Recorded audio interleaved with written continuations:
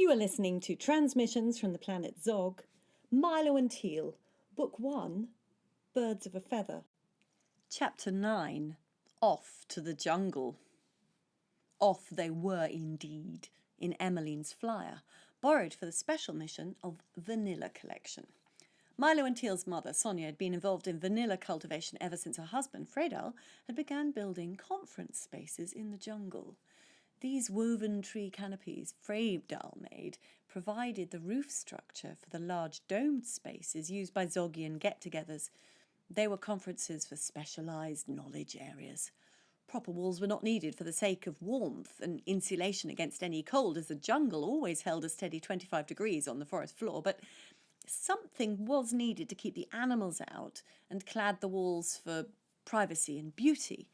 Sonia came up with the idea of training climbing vanilla vines. Since then, more and more halls had sprung up around those structural posts the vanilla beams were trained. Sonia was proud of the jungle team who cultivated them. Their tracery was elaborately looped about the fine jungle tree trunks in elegant diagonal crisscross, making it perfectly easy to hand-pollinate the orchid flowers and ensure lovely harvests, 9 months later, of luscious vanilla pods. Today was harvest day, when all the pods would be collected from the vines to be fermented, stored and distributed. "Mum, can we stop by the village with the colours?" asked Teal. "I really want to see how they make crystals grow. Do you think we could accompany them down into the mines?" "On my way back home I have promised to bring them some vanilla, Teal, so yes, we can visit them, and you can ask if you may journey with one of them into the mines to observe their work." "Wow, Mum, thanks. Do I have to wear a usual coloured clothing when I visit? Will it disturb them if I wear what I usually wear?" What Teal usually wore was pretty colourful. Red reinforced socklets, which were also her shoes, a crinoline-style short skirt which stuck out in all directions, and a bluebell top covering her arms with a little hood hanging at her back in case it rained in the jungle. Add to that her bright orange hair, and you had a very colourful girl indeed. "I suspect they'll be able to hold out for this one time if you step in like that into their midst, Teal. After all, they cover themselves in specific colours more for their own peace of mind than anything else. You're not going to disturb them with your one moment of flamboyance. Margaret used to work with them until she discovered willow root matting, and now you can't get her to ever stick to one single colour, not even in her work. She takes every opportunity to gather as much colour about her as possible. Only last week she showed me a piece she'd been working on for the new library windows. She'd planted red cornus, green dogwood and yellow salix next to each other and encouraged them to form a mesh of such exquisiteness that the roots had drawn a portrait of a little girl. She looks a lot like you, actually, Teal. Perhaps she modelled her on you." "You mean she used the roots to make a window frame, Mum?" asked Milo, who had picked up his little ears as soon as the subject had turned to building. "Yes. Once they grow in the ground and mesh and merge, they're dug up, and clear silica is coal-printed in all the gaps between the wood, and the glass panes are made." Sonia was piloting the flyer as she spoke to her children. High up and with extraordinary views over the Zoggian landscape, the conversation easily turned towards beautiful, creative works of art. "I'd like to learn how to do that," said Milo. "Milo, it's a good thing you're starting now," said his mother. "The list of what you want to learn to do grows longer and longer each day." She knew Teal wanted to be a songster, pouring out her heart, focused by her powerful mind to create and change realities. She knew it. She could also see that her son Milo very much wanted to have his hands directly in creation. He was, with his clear, pure voice. He'd no doubt also helped Teal realise her goals in sending out messages to the Earth Children. She sometimes wondered what more she could do to help him realise his ambitions, when her reverie was disturbed by Milo suddenly exclaiming, "You know, Teal, don't you think we could do with another playhouse in the garden? One where you can go and sing in. We could explore special acoustic shields and make it like a mini recording studio so that you could practice your songs. Benji and I were looking at the main village studio the other day, and we think we can have a go at making those coloured crystal panels for the floor and roof." "Milo, you reading my mind again?" Teal smiled at herself, for Milo often had this special gift of picking up exactly where her thinking mind had left off. Perhaps she could be of service to him by providing a project for his exploration of all things buildable. You might need to enlist Dad and Benji's mum, Shenya, if you're planning to build one of those. I thought wood was your prime objective. Do you think you can diversify to include building crystal? Could we list the project to the library, Mum, and invite more people to help Milo? There's no reason why you couldn't, replied Sonia. Perhaps if the two of you were to sing it together, build the image of what precisely you're looking to achieve, then we can broadcast it wide across the next 12 libraries. There should be enough young people eager to have a go with helping you, and we could always put them up in the great room. The great room was a space to one side of the house for use in all sorts of events and purposes. Lately, it had been used as a place to spread all of their mother's rugs in order to show them for people to come and buy or exchange them to decorate homes and workplaces. Prior to that, it had hosted a large party, with real fires being built in the 3 fireplaces dotted about the oval walls. The celebration had been Milo's 5th birthday, and all his many relatives had popped by for a 2-day celebration of his little promising life. Every 5 years, a person's life was celebrated in this way on Zog. Achievements and discoveries would be revealed, friendships and experiences recounted, and dancing, eating, cooking and storytelling in the form of songs would fill the time. Hammocks were always strung up from the living beams into which happy partygoers poured their tired bodies at the end of a day of celebration. There was space for 24 bodies to sleep comfortably in that great room. Sonia knew that if Milo were to create his garden studio, he'd need many hands and minds, planning and working every detail. She mentally made a note to bring back large quantities of fruit to dry in her large solar oven from their vanilla picking trip. Fortunately, the underside of Emmeline's flyer was fully equipped to carry cargo, which, if the bags were equally spaced across its underbelly, would not impede flight at all. They could easily carry back twice their own weight in fruit and vanilla, picked fresh from the luscious jungle glades. "Here we are," announced Sonia as she hovered next to a tall kapok tree. Mooring had been built around the tree, buttressed onto its trunk by the quick-growing lianas that jungle folk used to build many of their structures with. A platform invited their steps, and the ship hovered above ground, held up in part by its gravity equalizer and cantilevered support from the tree.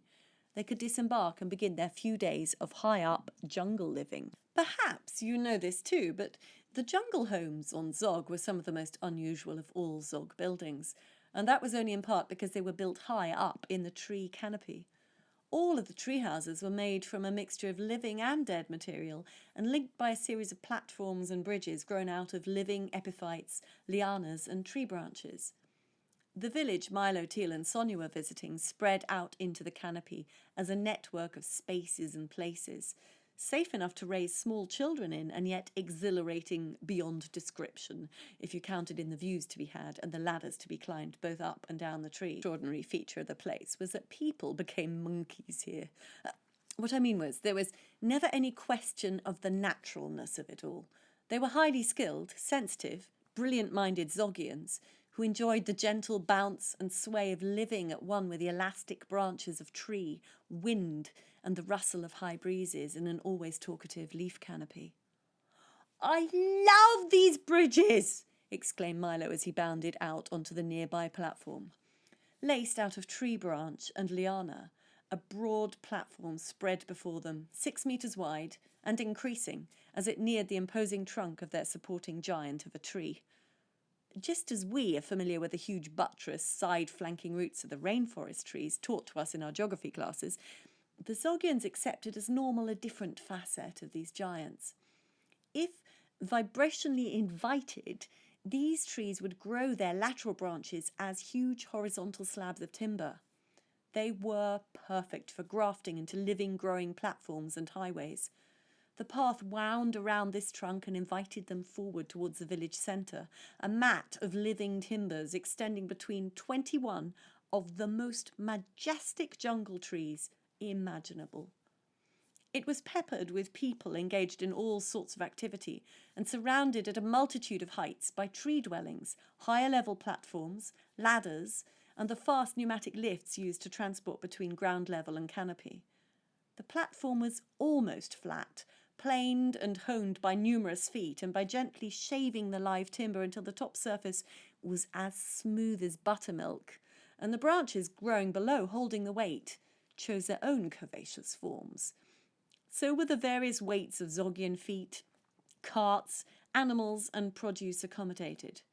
The air hung heavy with orchid blooms, some of them late flowering vanilla, others the tropical fruits for which this region was so famous. The birds sang and swooped between all the liveliness, and monkeys skipped and climbed higher up in the top regions of the tree canopy, alongside small marsupial mammals, tree snakes, and a myriad of butterflies and insects. Milo and Teal had last paid a visit here 2 years ago. It felt all so wonderful. "Milo, Teal, over here!" came a bellow from across the space. It was Foni, here for the bungee championships. Foni, although earnest and predominantly serious, had two surprising qualities: a love of dry humour and of launching himself off the edge of Jungl platforms. He would dangle happily over a waterfall, completing a couple of twists and turns and returning whence he had come to the platform above. 2 years ago, he had taken both Milo and Teal with him on his last waterfall conquest. They'd watched in disbelief as their older friend dove into the abyss and returned again and again. "I didn't know you were heading out here, you two. If I'd known, you could have come with me. I'm trying out this huge new flyer as a test for Benji's dad. He wants young people to tell him how it handles." Foni loved to explain things so that anyone listening could begin a discussion on the subject if it interested them. "Foni!" Teal ran at her older cousin with greetings of delighted surprise. "We've come to help Mum collect vanilla," said Teal. "And try out the bungee, and maybe we can try it on your new flyer too," whooped Milo, even more excited now that he knew he had an almost family member to support him in his wilder bungee quests. "Mum said I can have a go. Will you help me my first time, Foni?" "Why, sure I will, Milo, my lad." Foni also liked playing with Earth accents. Since meeting Isabel on her trip from Earth, Foni had been eager to try out all sorts of vocal sounds, American first and then Irish being a particular favourite of his. "I can strap you in nice and fine, make sure all the wires are good and tight, and send you off like a snowball into the night." "Snowball?" said Milo, puzzled, until he looked down and realised he had chosen to clothe himself head to toe in white for his jungle journey. He liked to be seen at all times, so that despite his adventurous nature, someone would always find him should he get lost. "Ha, Foni, you're teasing me like a big cousin should. Will you make me a movie with your pod when I go flying off the edge? I want to use my pod to record what I can see below me. I want the whole thing recorded for posterity. I'm determined to be as great a jumper as you someday." "Well, well, and that you will be, Milo, my boy. Now, Teal, what have you come here to do? Explore the forest floor? Help construct a new platform? Pick orchids for your village?" "I'm going to help my mum pick vanilla pods, and then she's promised to let me visit the coloured gem mines. I want to see how they cause the crystals to grow so beautifully. I'm going to be a songster. I'm already communicating with Earth." "Are you now? I got a message from little Isabel only last week. She appeared in my dreams saying she was writing songs and performing them at her school. It seems like she's on a roll. You want to make songs too, you say?" "Yes," replied Teal. "I want to sing to the earth. I am already. Milo and we went to the caves of Essie and transmitted a beautiful song, and it reached them. Well, some children in a school in Ecuador, and we've been writing new songs telling them how they can believe in themselves and trust their feelings and—" "Oh, yes, I think you're making a fine songster already. I can feel the passion oozing out of you," replied Foni, eyes twinkling. The promise of a ride in a new flyer was nothing compared to her developing passion in connection with Earth children. "I like those Earth people too, you know," he added, sensing that he might well become involved in Teal's quest at some point in time. "I've never had quite so much fun as I had when Isabel arrived.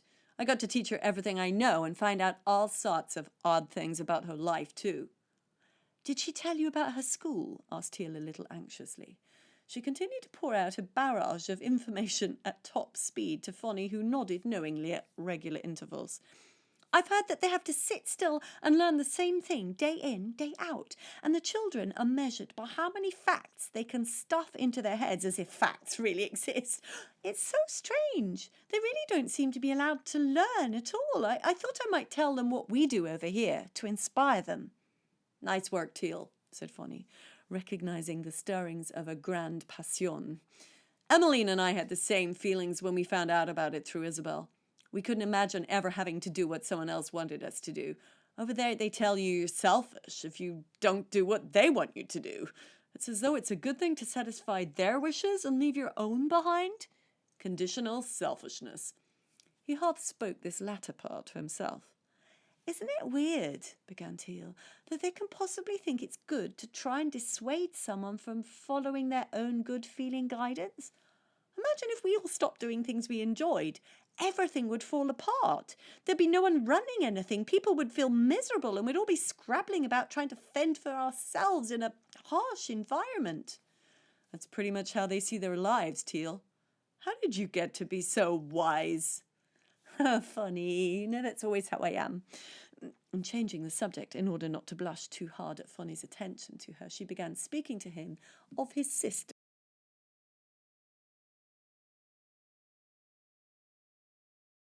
You know, she thinks I could learn to sing to birds like she does.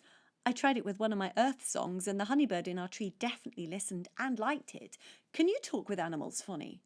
Do you know, I've never really had a go, Teal, but I do like whispering to the air as it glides beneath me while I'm jungle bungee jumping, and to the water when it swishes beneath my surfboard. I think I'm more of an elemental guy, really. Perhaps rocks and crystals will be my next territory. I just completed a project where I grew a totally different kind of lattice in Dad's laboratory. I wanted to have a crystal like we have in our pods where bees could communicate with us. So you do talk to animals, Foni, muscled in little Milo as he caught the last part of the conversation. You want to help bees talk to us, but what about? Said Milo, curious as ever. Well, where the honey is, for one thing. What kind of flowers, what kind of density of planting they'd like, which varieties to plant, and which seasons of blossoming in order to be happy, sorry for the pun, and make loads of luscious honey for our breakfasts. Funny, how nice to see you at your scientific flow again, Sonia interrupted warmly. Milo and Teal always talk about you for weeks after their visits. Last time you got them inspired in the night sky, I believe. We had nights of 4-hour sleep for 10 days after that. Now, what amazing adventures are you proposing this time? Was Sonia disguising a mild disapproval of Foni's inspirational presence? Surely not. Every Zog mother would only ever want her children to have access to fabulous adventures and discoveries. She continued, Are you going to use our Teal's mighty interpretive skills to read your accentuated bee signals? I'm sure if you speak to her nicely, she could assist you in your experiments. I've heard from Emmeline that you've been able to understand a lot more of what your little furry friends are saying as a result of your new crystal lattice. Indeed I have, Sonia, Mrs. Mother of Teal and Milo, replied Foni with a cheeky grin. He knew the kind of ice he was treading on here. Sonia was known in the family for her slightly exaggerated protection skills. I've uploaded the new design to the library, and next Friday I have a visit from Nesson, the pod designer. He's agreed to help me refine the lattice structure and see what other insects we can reach. I'm really excited about the termites. Nesson believes that with their help we won't need to dig any more to make our caverns or extractions. With their aid we should be able to go straight to the mineral deposits and even let the clever insects carry them up to the surface for us. He says they have fine filters which can detect heavy metals. Anyway, I digress. Teal says you're here to harvest vanilla. Can I help you? I have a whole afternoon before my next jump is due, and synchronicity has brought me here to you. Not your pod, answered Sonia, knowing as she did that she'd broadcast her trip to the library where she'd asked for anyone interested in learning about the vanilla process to help her. She also suspected that Foni and Milo were cooking up plans to bungee jungle jump from the high platforms, and she could not imagine her wishing this on her darling son, let alone watching him do it. Nevertheless, as she said silently to herself, it was one of the unspoken expectations about being a parent on Zog. You were not there to protect or guide, you were there to love and lead by inspiring example. She stepped up to her self-appointed task. I didn't expect you to be here at all, Foni answered truthfully, for he was quite without guile, although well endowed with irony. I was so busy jumping and crystal building for the past weeks that I've scarcely paid any attention to any buzz feeds on my pod. I've had more than enough on my adventure plate, that is, until today. The bungee ropes are being restrung and I find myself with time on my hands. Great, then let's get stuck in, shall we? and soon Sonia led the four of them down to the forest floor in one of the super speed lifts. They were heading in the direction of a cluster of green buildings dripping with knife-like slithers of green, the hanging pods of vanilla awaiting their claim. Sonia spread out the large nets she'd been carrying in a small pouch at her waist. Constructed of spider silk, they were the strongest and lightest fibre nets on Zog, and perfect for transporting goods over distances. Each section of mesh had holes no larger than the tip of your thumb, perfect for retaining the precious vanilla beans which required sorting and fermenting and transporting to the outlying villages. Milo struck up a conversation with his older cousin. "How do you build a crystal lattice?" And Foni began to explain. Well, this was going to be an interesting afternoon, thought Teal.